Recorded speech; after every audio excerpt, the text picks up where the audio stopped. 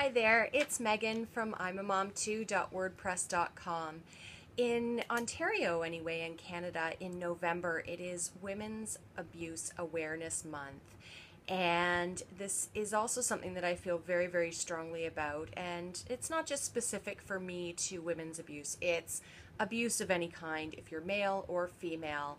And I just wanted to go through kind of for lack of a better term, the 6 types of abuse, so that you can kind of be thinking about it in the back of your mind to make sure that you're actually in a healthy relationship.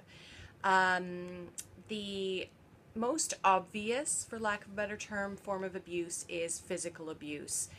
Being hit, being kicked, being burnt. I mean, all those horrible physical forms of abuse. But the not so common form of physical abuse is also if you're being confined in any way, whether it's being tied up or confined within your home and not being allowed to leave, as well as also preventing you from seeking medical care of any kind, whether it's for a physical reason or a mental health reason as well. Another form of abuse that is also very commonly known is sexual abuse. I mean, that's any kind of unwanted sexual attention, sexual touching, rape, as well as you being forced into unprotected sex as well. And then I also went online and just did a little bit of research as well for kind of the more uncommon or less visual forms of abuse. And I've just got some notes down here, so that's why I keep looking down.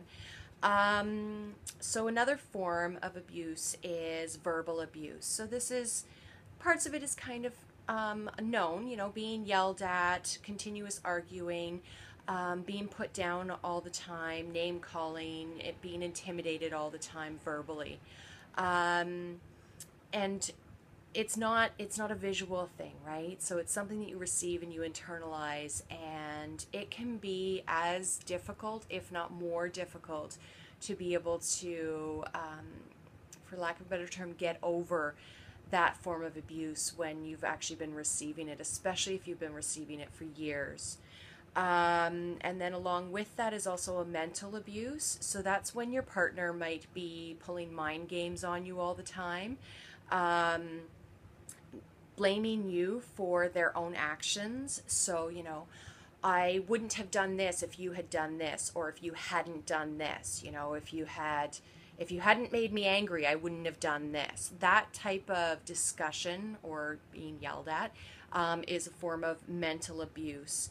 A big one there as well is kind of being told that they're going to tell on you to your parents, to your friends, and try to shame you that way.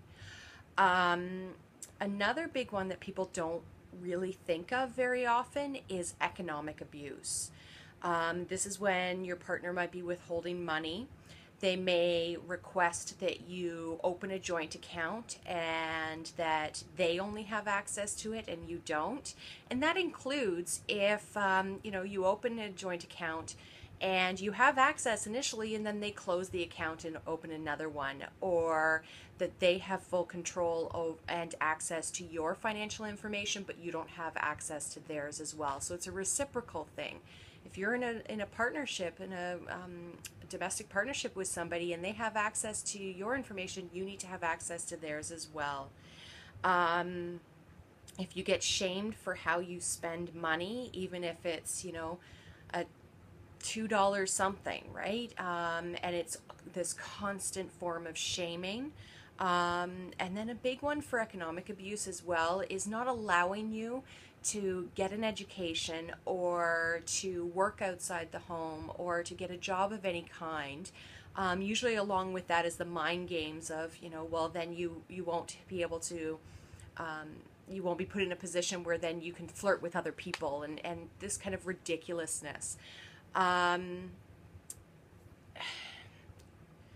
Basically, if you feel that you need to make excuses for actions that your partner does that don't feel right to you, you know, having to almost hide what's going on within your own home or within your partnership. You may not actually live with the person. Then you need to start analyzing why you feel the need to make excuses on their behalf. There are lots and lots of resources if you are female. Unfortunately, there are not as many resources to help you get out of an abusive domestic partnership if you are male. And I really, really, from the bottom of my heart, wish that there was, because men receive abuse as well as women. But if you are female, there are lots of organizations in place to actually be able to help you remove yourself and or your children, if you have children, from this domestic partnership. A good place to start is to go to your local women's center. It doesn't necessarily need to be a shelter, but to go to the women's center. And if you are checking out the websites online, usually for a women's center or a women's shelter, there is also a button that you can push on there to actually remove the fact that you were checking their website out. Because, you know, another indicator of abuse is if your partner requires all of your passwords, whether to your banking information, your Facebook, your Pinterest, your email, any kind of social media, and all of your email accounts, and yet they don't give you their password.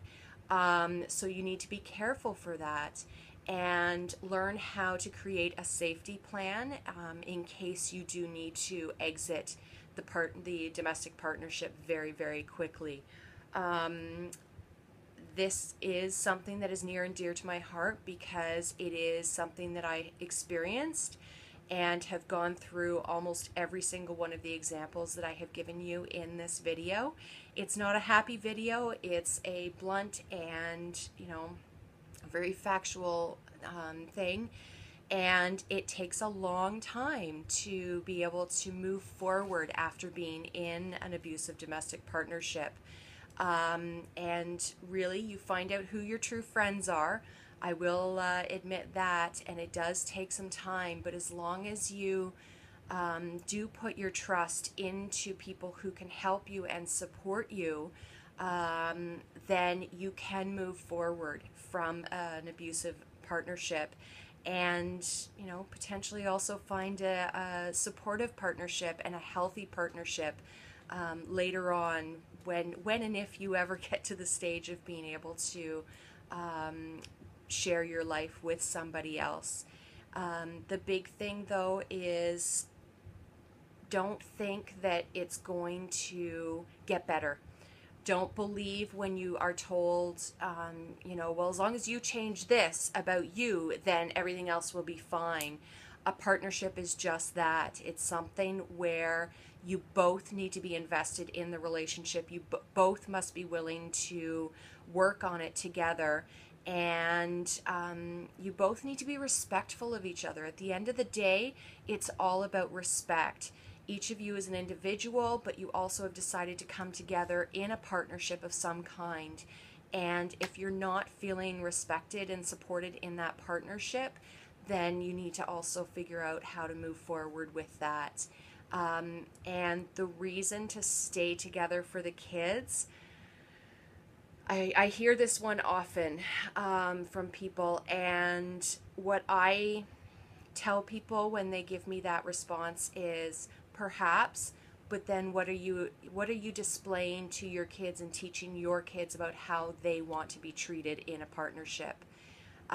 So I'd love for you to comment below, subscribe to my channel, and let's get the discussion going. Male or female abuse happens. It just happens to be Women Abuse Awareness Month here in Canada. I'll talk to you guys soon. Bye-bye.